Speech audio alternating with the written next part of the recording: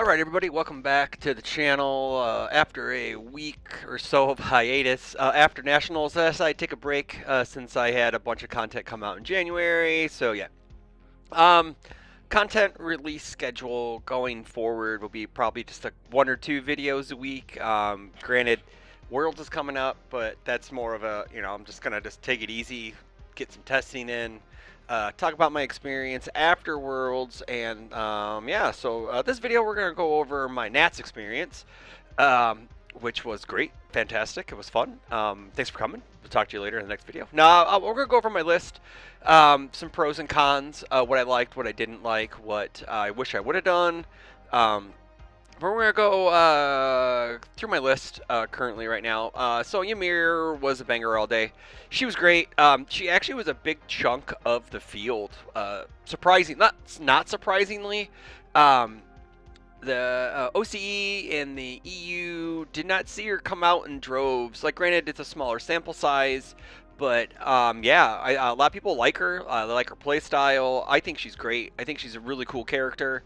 I like the game plan that she has to do. Like, I like managing the mini game of my health, and then gaining it all back, and then managing my health, and then gaining it all back, and then so on and so forth. So, yeah, so let's get into the attacks. I played a kind of a non-traditional package.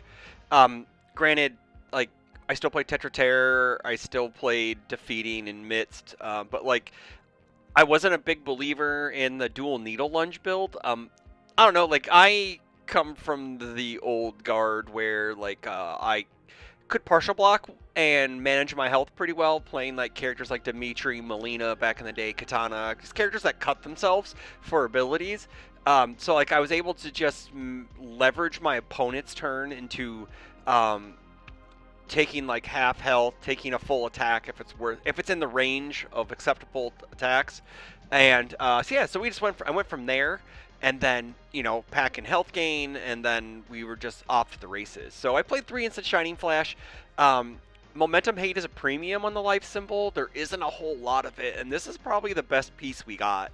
+1 low block and makes our attacks next cards easier to pass, and again, we can offensively or defensively make our rivals spend a momentum, so it just makes things a little easier offensively and defensively, especially with like Godzilla, Recovery Girl. Again, this was Nats before the errata, so which we'll get into another video later this week. But yeah, like this was really good. I never cited it out. So that was a good thing. So yeah, Tetra Terror felt really good at a 3x. I know a lot of the traditional Ymirs pack 4.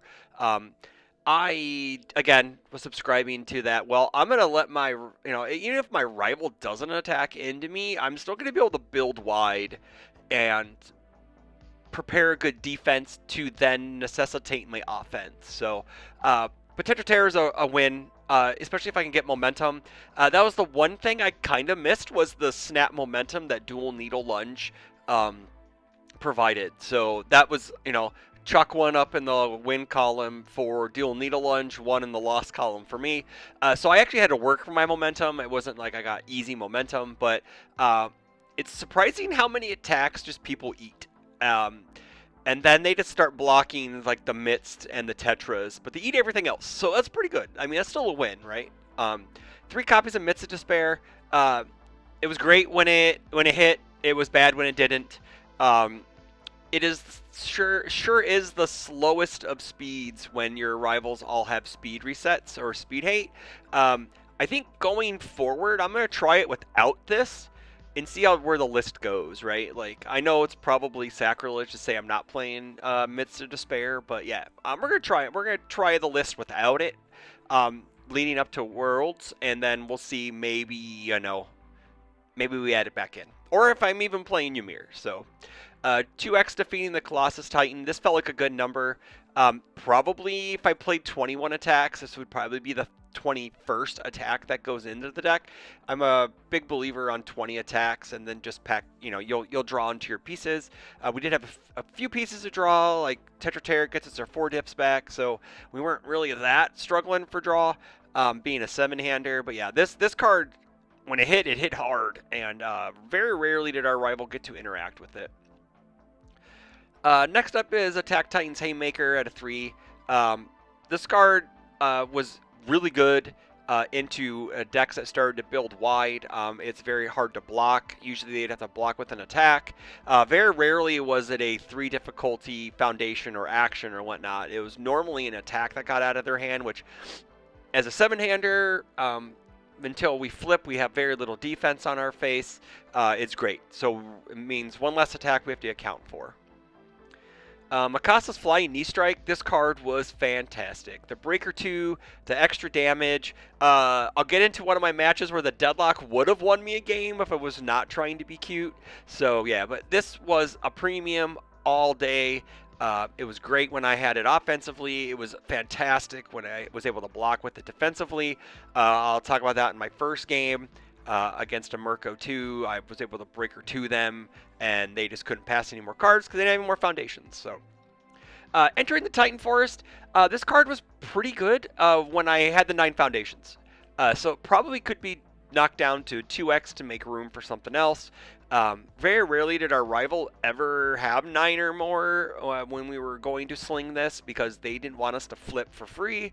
But yeah, but this was good. It was a great include since we weren't playing Rejuvenating Smash. Maybe my Worlds build will have Rejuvenating Smash because the defensive life gain and draw is pretty good. But yeah, and it's also one of the best cards to play after you form with Ymir. So yeah, yeah. But this is probably going to get knocked down to 2x if it even stays in the deck. Moving on to our asset Idun box. This was good when it's a 1x, so it was a hey man, if we see it, great. If not, no worries. It was really good. Obviously, when I was on the field, it's just it helps us block easier, take less damage when we were partial blocking. But yeah, I would say Replicator Enthusiast. Man, this card just felt bad all day. I cited it out for Tattered Costume I'd say about 85% of my matches. It just came out. Unless they were playing Determined Advance, I kept it in for that, for the +0 mid block. But other than that, I just swapped it out for Tattered Costume, which was just better because people play keyword abilities and people have actions. So, yeah, it's just...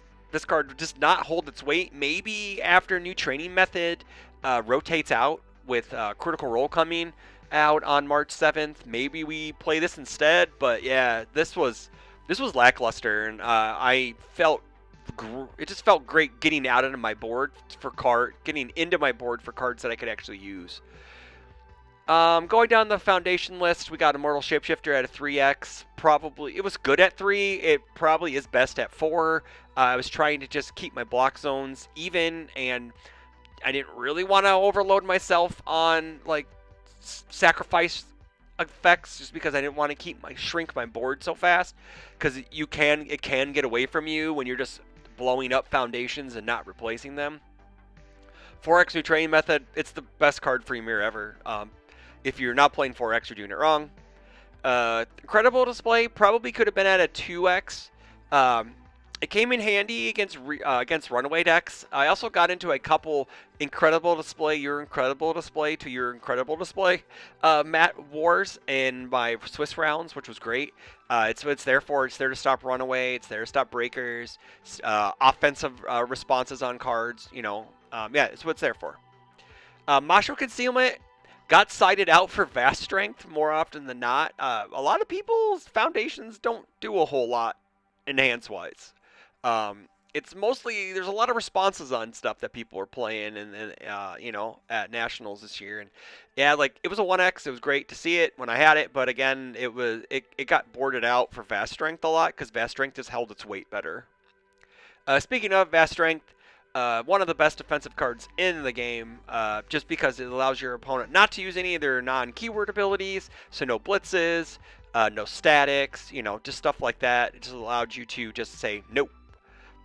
Pro Hero 10, I felt at the end of the weekend that I probably played too many zeros. I was trying to just build as fast as possible, but like having I had like 10. How many zeros did I have? Me difficulty swap. Boop. 2, 4, 9. It was 13, but I probably could have cut a couple of these pro heroes and syndicate targets, um, just because it just ended up like they're great blocks and 6 checks, but they don't really do a whole lot. So there's sometimes I wish it was like a resting up or a brief respite. So going forward, I probably will cut some of the zeros out just to get better quality foundations. Syndicate target, it's a 0/6 plus 0 low block. Probably didn't need to play 4, probably got 3, maybe 2 in the deck, just so we can get better stuff in the deck. Fast Friendship was great all day. Very rarely did it was ever -2 speed. I do play a lot of flip costs in my deck, so more often than not, it was -3 speed. I don't see this card going anywhere soon. Shameless Haggler, it was a 1x. I actually saw it a lot being a 1x. It's a great cycle draw, and you offer your opponent to draw a card gain 2, so you can draw another in gain 2. More often than not, they said, nah, I decline. So, yeah. But, yeah, it's going to come out for better stuff. They're just better uses for that slot.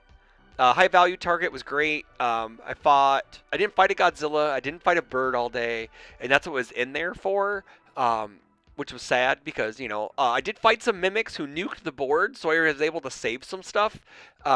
But that kind of won me a game in one of my matchups just because I was able to keep a couple foundations up and then rebuild and then just go onslaught. So yeah. Resting up is very good. We commit our character on our backside, so it's always -3 speed. Again, probably could be a 2x just so we can fit some better offensive foundations in. Brief Respite probably should have been a 3. Hindsight, again, we cut a Pro Hero 10 for it if we need to.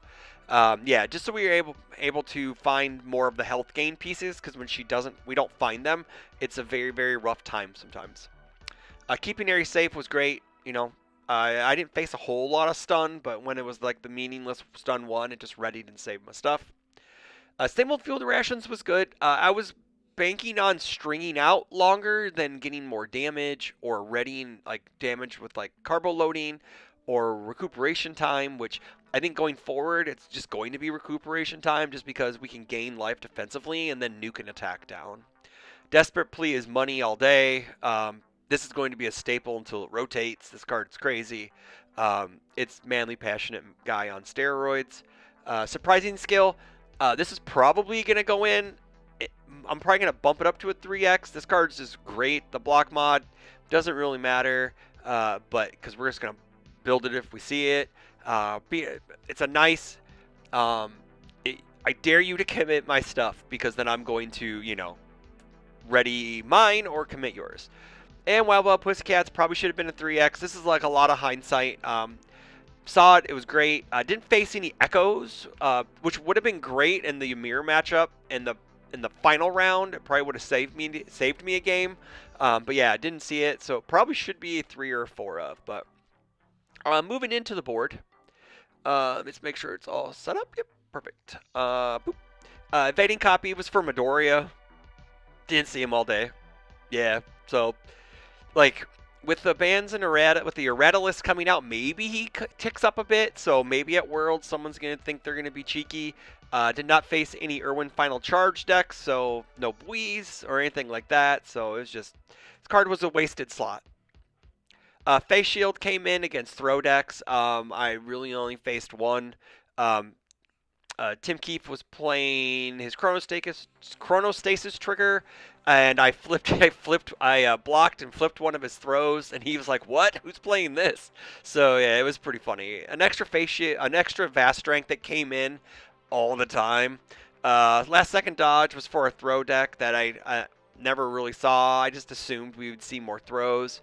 Tattered Costume came in over Replicator Enthusiast every time I was able to side. It was just better in the long run.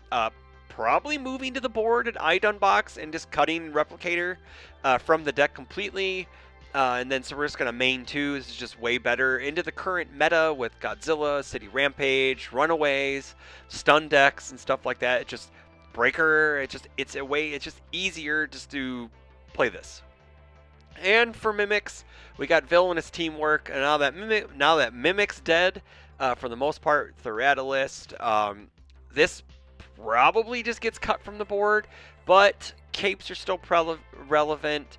Item boxes are still relevant. So we have the asset characters coming out from Critical Role. So this card may see some more play going forward, but going into Worlds, maybe this just gets cut completely. So let's go ahead and get into my Swiss rounds. I did face, I got my notes right here. Faced a Mirko 2, round 1. Um, Pretty easy, I won't say easy, but a pretty simple game plan on my part was just to block everything. So they had to start eating their late attack, so they had to keep playing on higher progressive. So I won game 1, and then game 2, he went in on a string with 2 foundations, went besieged, hit me, cleared it, ready to played another besieged, and then I'm like, okay, like I had a Mikasa's flying knee strike in hand, and he nukes himself down to no foundations. He plays an attack.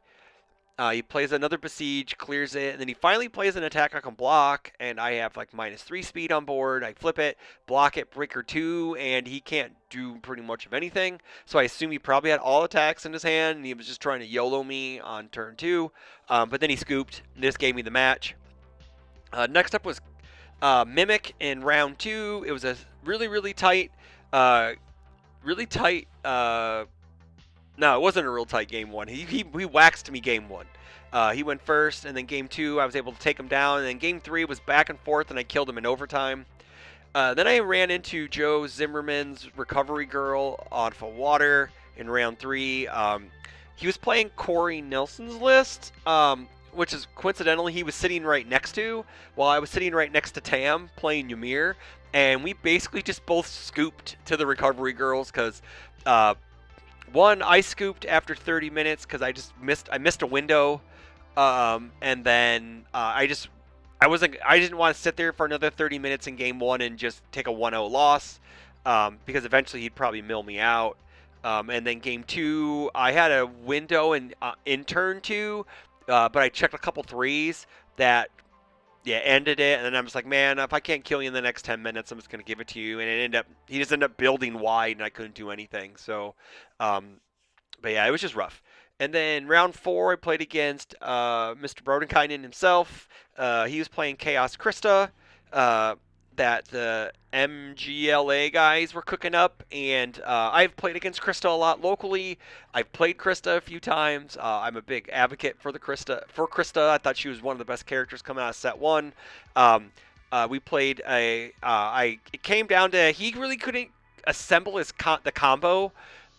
With the looping the runaways and looping other cards and getting the don't do this online soon enough, I was just able to keep attacking because you can't let Krista breathe. You have to just keep swinging, and luckily I was able to do that. I had a really good turn 1 build both games. I believe I built 6 both games possibly.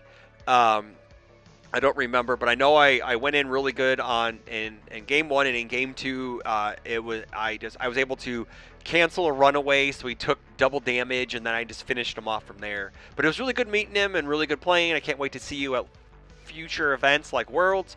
And I know I'm not going to Denver, but maybe the Midwest Regional. Was he out there? And then we played against John D. He was playing Endeavor off of Fire. Endeavor got some cool moves from set 2, like Lethal Slash and a bunch of mill support. So it's kind of surprising that he hasn't seen a lot of play locally. I mean, nationally or whatnot. But yeah, it was really close. He ended up building like 2, I believe, or no, 3, both games going first. No, I went first game 1. He built 3. I killed him, and then he went first game 2. He built 3 after a mulligan. He had a couple rough checks, and it swung in my favor. Again, I faced a lot of Endeavor 3 locally. I knew just to keep your life total up, so I really wasn't prepared to go in until I had like about 5 attacks, and after I was waiting for him to swing in really hard, and then I would just backswing him, because this character does the best. She's the best backswing character in the game. Then I faced my second Mimic of the day, Nolan. I believe he's from the San Antonio area. we played a very, very close game one, and I ended up coming down. And again, it was a runaway cancel that got me game one, and then game two, he ended up just grinding me down, and then it was a draw. Um, Going into he got me um, on going into overtime as the last attack he played. So if Mimic was errated before then, I win that match 1-0. But yeah. And then I played my buddy Nate DeWalt from the Omaha MGLA. He was playing Chaos Mimic. We had a very, very good set. It was very close game one. Could have gone any way. And then like the margins in this match were just so small, and you walk away not mad, like you're disappointed you lose, but you're not mad about it, right? Like it was super close, like a check here, a check there. Game one, I went 3 turns without drawing more than 2 attacks. So it was just I just let him stick around, and I wasn't able to put him away. And then game two, I killed him on my front side in turn two. I went like defeating, and then killed him. And then game three was just super duper close. Like again, it was one of those a check here, a check there. We were both swinging back and forth. It was probably my favorite match of the entire weekend. So thanks to that. Thanks to you, Nate, and congratulations on topping. And then we played after that loss. We played our one of our Mount Rushmores, Tim Keefe. He was fooling around with his chronostasis off of all. The character's cool. Um, Unfortunately, like it didn't roll his way both games. I was just able to get there. He kept locking Attack Titan's Haymaker in my card pool, so I couldn't build it. So I was, defending on +1 progressive, and then I wouldn't be able to build it down, or if I hit him with it. It was very cool. I knew that I'd eventually have to kill him before he was able to set up the Psychic Spirit Glass combo. He did hit me with a throw in game one, so I cited in my throw hate, and when I blocked with my face shield, he like what? Like it was just like a big surprise that someone cited in face shield. I don't know. I'm a big advocate of having throw hate because you don't never know what you're gonna face in a large event. So yeah, and then round 9 is the one that I'm the most mad about. The loss I'm most mad about because as a content creator, I should know you should never play with your food, and I got punished for it. My rival was in deadlock, and I had a Mikasa's Flying Knee Strike in hand, and I'm like, oh yeah, the Blitz says he can't block it, but I didn't know if he was gonna have like a high. He couldn't block with a high, but I don't know if he had a mid in his hand, right? So I play a midst, he full blocks it. I'm like, okay, we checked a 5, cool, and then I played a midst, checked a 3, and I'm like, okay, now I have to hit him with it, or I won't be able to play him in Mikasa's. Long story short, he only had high blocks in hand, so if I would have just played the Mikasa's and Flying Knee Strike, I win game 1, and who knows, maybe, whatever. I think he got like 22nd overall through tiebreakers and stuff, so who knows. Maybe because Nate, I lost to Nate, maybe my tiebreakers were better, but whatever. But anywho, no worries. But yeah, he ended up winning a really good close game 1, and then game 2, I kind of just was kind of tilted that I lost because of that, and so I kind of just started aggroing him out every turn, and that's something you should not do against Ymir. And then it was just like he had his dual needle lunges into his Tetra Terror, so again, dual needle lunge 2, me 0. So guys, you have now converted me. I'm the dual needle lunge Tetra Terror Onslaught guy. I will be doing that in my Ymir. So yeah, I'm sorry. I was shit talking you guys, but overall, I finished 5-3-1. It was like 59th, 54, 59th, something like that. It was top 64 still. I still got points towards Worlds. It doesn't matter. I was auto-qualified for the most part. No one could jump me. So we're going to Worlds, and Valentine's Day weekend. I had my invite emailed to me, and I already shipped it away. But yeah, like it was great. The weekend, the whole weekend was great. Company was great. Food was great. Games were great. The only game I did not enjoy was against Joe's Recovery Girl. It had nothing to do with Joe. It had to do with the deck. Joe was a wonderful human being, and I really, really enjoyed playing against him for the first time. So, but yeah. So that's pretty much for my Nats wrap-up. Look forward to more content. We're going to do a couple things about Critical Role characters. And then we have the Rattlelist coming out that came out. We have to go over that. So stay tuned for more content. Don't forget to like, share, comment, subscribe, so you do not miss an update. And as always, take care.